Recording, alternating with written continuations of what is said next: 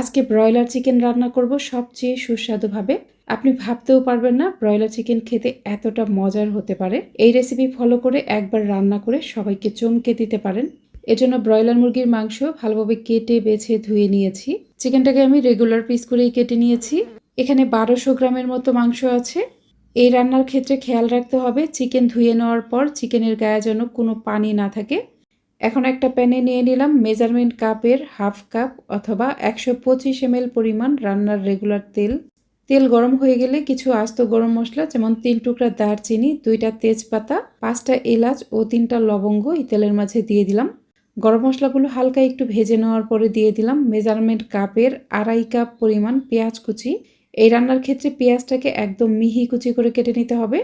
আর আমি এখানে 2.5 কাপ পরিমাণ পেঁয়াজ কুচি দিয়েছি। এই চিকেন ভুনার ক্ষেত্রে পেঁয়াজের পরিমাণটা একটু বেশিই দিতে হবে।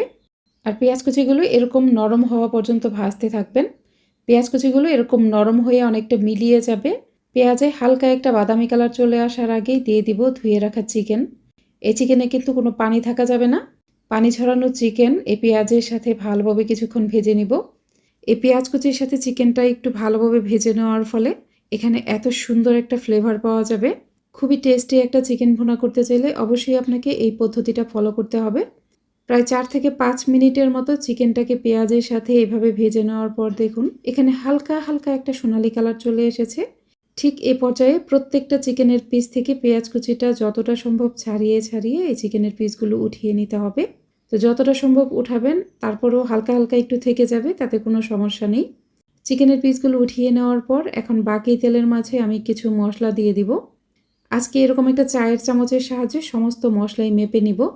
প্রথমেই চায়ের চামচের ভর্তি করে করে 2 চা চামচ পরিমাণ দিয়ে দিলাম রসুন বাটা। চায়ের চামচের ভর্তি করে করে 1.5 চা চামচের থেকে সামান্য কম দিয়ে দিলাম আদা বাটা। ভর্তি করে 1 চা চামচ হলুদের গুঁড়া। ভর্তি করে 2 থেকে 3 চা চামচ দিয়ে দিলাম মরিচের গুঁড়া। ঝালের পরিমাণ নিজেদের টেস্ট অনুযায়ী দিবেন, তবে এই ব্রয়লার চিকেন একটু ঝাল ঝাল খেতেই বেশি ভালো লাগে। 1 চা চামচ দিয়ে দিলাম ধনিয়ার গুঁড়া, 1.5 চা চামচ জিরার গুঁড়া। তারপর স্বাদমতো লবণ দিয়ে কোনো প্রকার পানি ছাড়াই মশলাটাকে চুলার একটু কম আঁচে কিছুক্ষণ ভেজে নিব। কোনো প্রকার পানি ছাড়াই মশলাটাকে চুলার কম আঁচে এভাবে কিছুক্ষণ একটু ভেজে নেওয়ার ফলে এই রান্নার কালার এত বেশি সুন্দর হবে। রেস্টুরেন্টের বাবুর্চিরা কিন্তু এই টিপসটা ফলো করে থাকেন। এর ফলে তরকারির কালার অনেক বেশি সুন্দর হয়। কিছুক্ষণ মশলাটাকে ভেজে নেওয়ার পর দেখুন এখানে খুব সুন্দর একটা কালার চলে এসেছে। দেখতেই পাচ্ছেন। ঠিক এ পর্যায়ে দিয়ে দিব অল্প একটু পানি। পানি দেওয়ার পর এই মশলাটাকে ভালোভাবে কষিয়ে নিতে হবে। ভালোভাবে কষিয়ে নেওয়ার পর যখন মশলা থেকে এরকম অনেকটা তেল বের হয়ে যাবে, তখন দিয়ে দিব ভেজে রাখা চিকেন। প্যানের গায়ে যে বাড়তি তেল ও পেঁয়াজ থাকবে সেটাও মুছে মুছে নিয়ে নেবেন। এখানে কোনো কিছুই নষ্ট করা যাবে না। এখন মশলার সাথে চিকেনটাকে ভালোভাবে মিশিয়ে নেওয়ার পর চুলার একটু কম আঁচে প্যানটাকে ঢেকে রাখবো। এটা কিন্তু একটু পরপর নেড়ে দিতে হবে, না হলে এটা খুব সহজেই নিচে পোড়া লেগে যাবে। তো মাংসটাকে চুলার একটু কম আঁচে এভাবে নেড়ে নেড়ে কষিয়ে নিতে হবে, যেন মাংসের ভিতরে সমস্ত মশলা খুব ভালোভাবে প্রবেশ করে। তো আমি মাংসটাকে কিন্তু বেশ কিছুক্ষণ সময় নিয়ে কষিয়ে নিয়েছি। দেখুন এ পর্যায়ে চিকেনটা খুব ভালোভাবে কষানো হয়ে গেছে। আপনারা চাইলে এ পর্যায়ে চিকেনটাকে চুলার অল্প আঁচে ঢেকে ঢেকে রান্না করে ফেলতে পারেন, কিন্তু আমি চিকেনের মাঝে একটু বাড়তি গ্রেভি রাখতে চাচ্ছি, তাই কিছুটা পানি দিয়ে দিলাম। এখানে আমি মেজারমেন্ট কাপের 1.5 কাপ পরিমাণ গরম পানি দিয়ে দিলাম। এই রান্নায় অবশ্যই চেষ্টা করবেন গরম পানিটাই ব্যবহার করতে। এ পর্যায়ে প্যানটাকে প্রায় 3 থেকে 4 মিনিটের মতো ঢেকে রাখবো। কয়েক মিনিট পর ঢাকনা খুলে নিলাম। দেখুন এ পর্যায়ে কিন্তু ঝোল অনেকটাই ঘন হয়ে গেছে, আর তরকারিটা দেখেই অনেক বেশি লোভনীয় মনে হচ্ছে। আর ঝোলটা দেখুন কতটা ক্রিমি হয়েছে। সবশেষে দিয়ে দিব অল্প একটু ভাজা জিরার গুঁড়া ও অল্প একটু গরম মশলার গুঁড়া।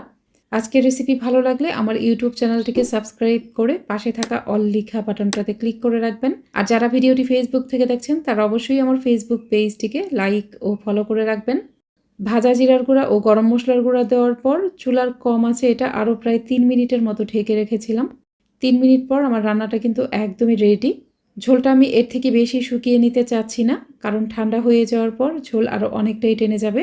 তো আমি কিছুটা ঠান্ডা হয়ে যাওয়ার পর ঝোলের ঘনত্বটা আপনাদের দেখিয়ে দিচ্ছি। তরকারিটা কিন্তু এখনও পুরোপুরি ঠান্ডা হয়নি, হালকা হালকা গরম আছে। আর এই পর্যায়ে ঝোলের ঘনত্বটা দেখুন, এটা এত বেশি ক্রিমি সিল্কি হয়েছে। পুরোপুরি ঠান্ডা হয়ে যাওয়ার পর ঝোল আরও অনেকটাই টেনে যাবে। গরম গরম ভাতের সাথে এখন এটা পরিবেশন করুন। ব্রয়লার মুরগি ঠিক এইভাবে একবার রান্না করে দেখবেন, তারপর অবশ্যই কিন্তু আমাকে কমেন্ট করে জানাতে হবে